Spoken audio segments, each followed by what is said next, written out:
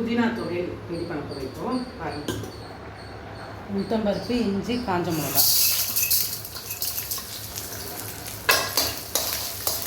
இது சாதத்தில் போட்டு செஞ்சு சாப்பிட்டேன். டிஃபனுக்கு அந்த பச்சை மிளகா போட்டுக்கலாம்.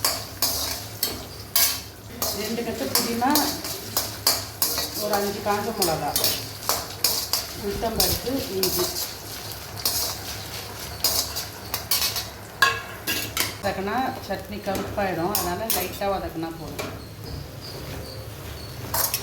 லைட்டாக வதக்கிட்டு ஒரு கொத்து புளி. டிஃபனுக்கு அதுதான் புளி வைக்க வேணாம். பச்சை மிளகா வச்சு அரைக்கணும், புளி வைக்க தர. டிஃபனுக்கு இருந்தால் கொஞ்சம் தேங்காய் அதிகமாக இருக்கும், அவ்வளோதான். இப்படியே இருக்கும். கொஞ்சம் தேங்காய் வச்சு தேவையான அளவு உப்பு இதிலே போட்டுடுறேன்.